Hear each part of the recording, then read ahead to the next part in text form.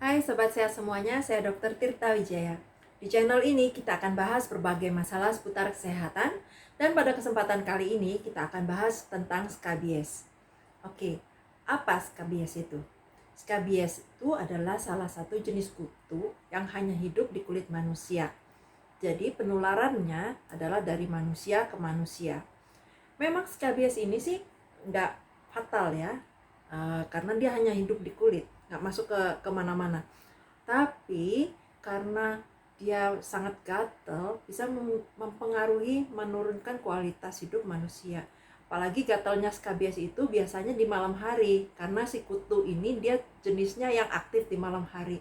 Jadi waktunya kita tidur terganggu oleh rasa gatal yang luar biasa.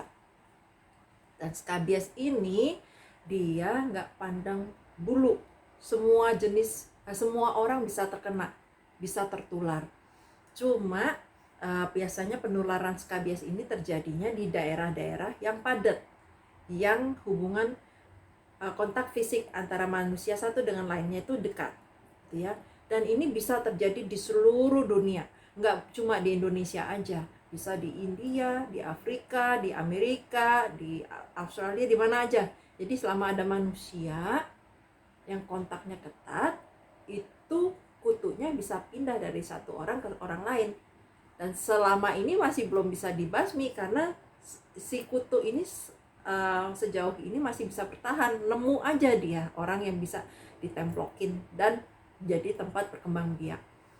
Oke, kalau kita tahu cara berkembang penularannya si kutu ini adalah dari orang ke orang yang lain, maka mencegahnya adalah ya tentu jangan deketin orang yang menjadi sumber, jadi sarang kutu.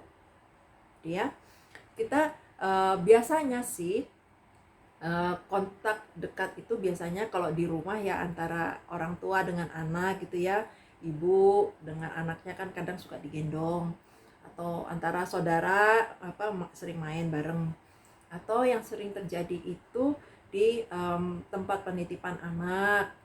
Jadi bisa terjadi antara anak satu yang skabiesan main dengan anak lain yang gak ada skabiesnya, tertular. Terus bisa juga nular dari pengasuhnya gitu ya. Terus yang sering kasusnya dulu saya ketemu itu ketularannya di pesantren. Jadi waktu anaknya ke pesantren kena dari teman pesantrennya, terus waktu pulang diobatin sudah sembuh, balik lagi ke pesantren kena lagi gitu ya. Atau di asrama pekerja asing kayak gitulah. Jadi intinya dia nularnya itu kalau ada kontak tubuh yang dekat. Oke. Dengan kita menghindarin penyebab, dengan kita menghindarin sumber dari penularan itu, kita udah satu langkah untuk menghentikan penyebarannya. Oke. Nah, terus bagaimana cara menyembuhkannya? Sebenarnya skabies ini udah ada obatnya, dan obat ini udah efektif, udah terbukti efektif bertahun-tahun. Cuma kenapa sih banyak orang menderita skabies itu nggak sembuh-sembuh, kena lagi, diobatin sebentar gatal lagi gitu ya. Kenapa? Kalau yang saya amatin sih itu karena sebagian besar karena salah cara pengobatannya. Jadi obatnya udah benar tapi caranya salah. Oke, obatnya gampang sebenarnya. Skabies obatnya skabisit. Skabisit itu buat membunuh skabies, ya, jangan pakai yang lain. Nah, cara pakai skabisitnya itu harus sesuai dengan petunjuk dokter dan dilakukan persiapan yang baik supaya pengobatannya berhasil.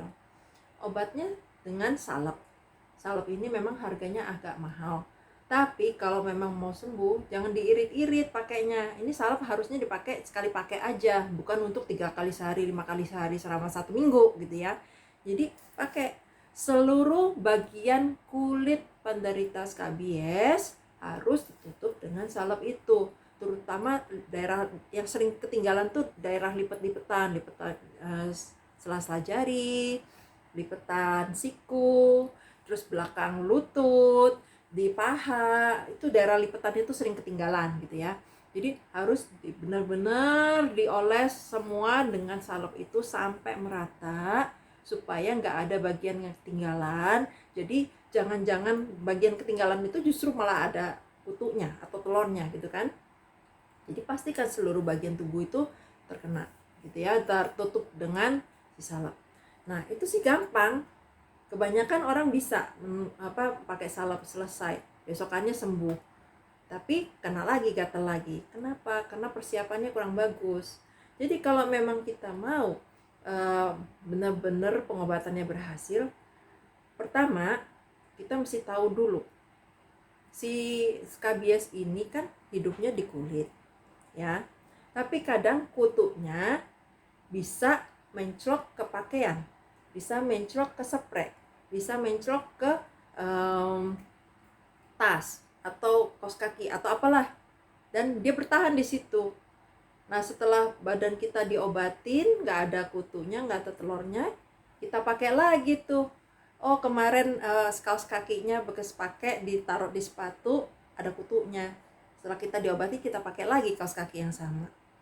Ya, kutunya balik lagi ke kulit, tumbuh lagi, berkembang biak lagi, jadi kumat lagi gatalnya, ya kan? Nah terus caranya gimana dong kalau kita mau pastikan supaya kutu, telur dan bentuk yang belum maturnya itu ya mati? Oke, caranya bukan diseduh ya, direbus. Jadi pakaian, semua kain-kain yang menyentuh kulit kita itu dicuci bersih, lalu direbus selama 5 menit. Ini semua pasien yang berobat skabies ke saya selalu kasih tahu, rebus. Terus ada nih salah satu pasien bilang, dok saya udah rebus kok, kenapa kena lagi? Waktu itu habis diobatin sembuh loh, udah nggak gatel, tapi dapat 3 hari 5 hari gatel lagi.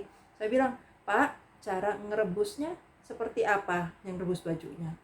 Oh itu dok, airnya saya didihkan, mendidih, udah gubuk-gubuk itu mendidih, saya tuang ke baskom, bajunya di baskom. Saya bilang, Pak, itu namanya bukan diseduh, namanya bukan direbus, tapi diseduh. Kalau kita nyeduh teh kan gitu ya, nyeduh kopi, airnya mendidih, terus dituang ke cangkir kan, namanya nyeduh. Yang saya bilang bukan diseduh, tapi direbus. Cara direbus itu seperti merebus telur. Jadi telurnya ditaruh di dalam panci, dikasih air, terus dimasak sampai mendidih. Nah, untuk merebus baju juga seperti itu. Bajunya dimasukin ke panci yang gede, ya, dimasak sampai mendidih. Biarkan mendidih sama baju sama airnya itu selama 3-5 menit. Nah, udah mendidih, baru tuh dikeringin bajunya. Nah, habis dikeringin, jangan baju yang udah bebas kutu itu dimasukin lagi ke lemari. Megangnya juga nggak boleh megang dengan tangan yang belum diobatin. Kita megangnya pakai sarung tangan supaya kalau misalnya tangan si yang pencuci itu ada kutunya, nggak pindah lagi kutunya ke baju yang udah diseduh, ya. Jadi pakai sarung tangan. Nah, baju yang sudah bersih, sudah kering, dipisahkan, siapkan untuk 3-5 setel lah untuk setiap orang yang akan diobatin, karena ini prosesnya akan banyak kerjaan gitu ya. Siapkan, jangan cuma baju, siapkan juga kaos kaki, sepatu, pakaian dalam. Pokoknya selama beberapa hari ke depan itu dia nggak boleh pakai baju yang ada di lemari yang belum diseduh, yang belum direbus. Jadi harus pakai yang udah direbus ya. Nah, anduk juga kita harus siapkan anduk yang direbus. Nah, setelah persiapan oke, baru tuh kita pakai krimnya. Jadi biasanya saya sarankan pakai krimnya di malam hari. Karena apa? Karena krim ini harus menempel di kulit supaya bisa bekerja benar selama paling enggak 10 jam ya, 10-12 jam. Biasanya kalau malam kita mau tidur kita pakai, pagi udah selesai gitu ya. Soalnya kalau dipakai di pagi hari kita kan aktivitas, kadang keringetan, kadang kelap apa. Jadi nggak full dia 10 jam. Jadi saya sarankan di malam sebelum tidur. Jadi kita bersihkan badan ya. Terus kita pakai itu salepnya, krimnya itu dengan benar, seluruh bagian tuh kulit tertutup dengan krim itu.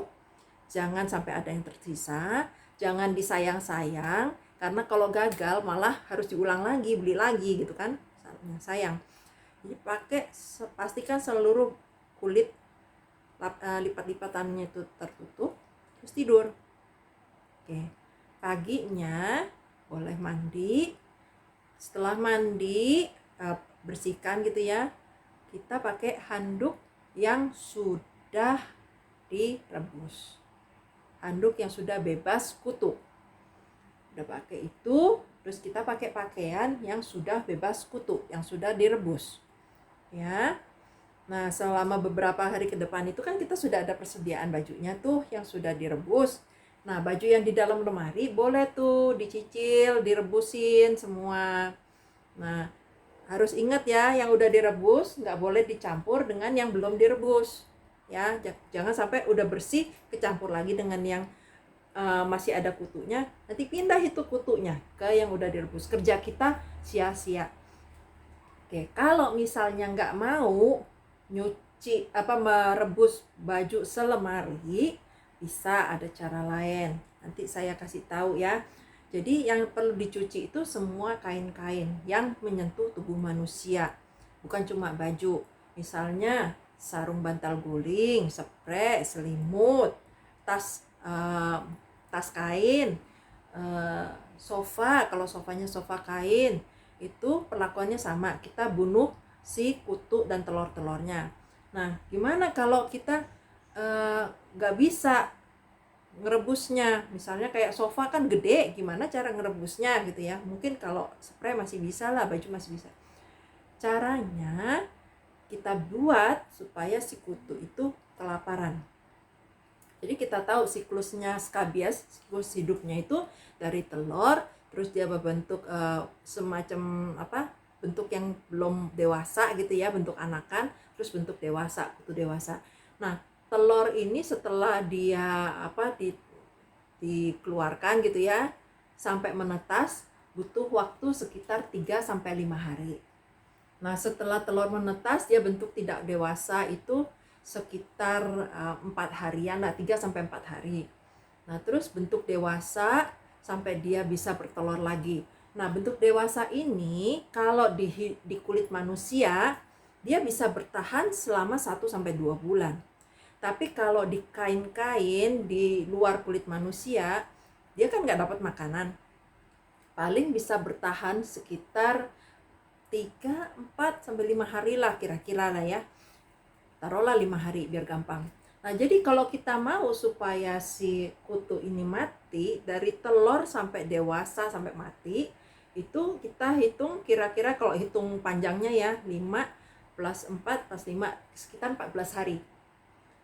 Kita biarkan barang-barang yang tadinya tersentuh kulit manusia, itu sofa misalnya ya, jangan tersentuh kulit selama 14 hari. Atau kalau kita mau lebih yakin lagi, buat 21 hari, jadi 3 minggu, jangan tersentuh oleh kulit manusia. Jadi baju yang di dalam lemari kan banyak tuh, kalau direbusin, wah mau habis tenaga, waktu berapa banyak. Udah, baju yang di lemari untuk sementara 21 hari, 14 hari lah minimal, jangan dipakai dulu, biar si kutu-kutunya itu mati kelaparan. Jadi telurnya netes jadi bentuk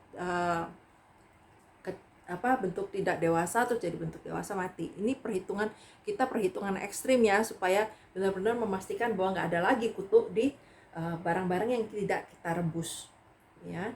Nah, kalau misalnya sofa kan, kalau ada anak di rumah susah ya, dibilang anak jangan duduk sofa, kita bungkus dengan plastik ya. Jadi pastikan tidak tersentuh kulit manusia selama jangka waktu 14-21 hari lah kira-kira. Nah, setelah itu baru bisa dipakai gitu ya. Itu adalah persiapan untuk pengobatannya, supaya setelah kita berobat jangan sampai kulit kita ini menyentuh barang-barang yang masih mengandung kutu, masih mengandung telur kutu. Karena kalau nggak gitu nanti balik lagi dan gatal lagi, kutunya berkembang biak lagi di kulit. Oke, Itu untuk pengobatannya. Dan untuk mencegahnya, udah kalau kita udah sembuh, rumah kita udah bersih, barang-barang kita udah bersih, hindarilah kontak dengan sumber penularan. Kalau misalnya itu penularannya di tempat penitipan anak, ya jangan kirim ke tempat penitipan anak itu, kasih tahu pengurusnya, ini ada sumber skabies nih, bersihin. Kalau semuanya dibersihin benar-benar aman, baru boleh balik. Atau kalau di pesantren, pindah ke pesantren lain gitu kan, karena kalau pesantren memang agak sulit karena skalanya lebih besar gitu.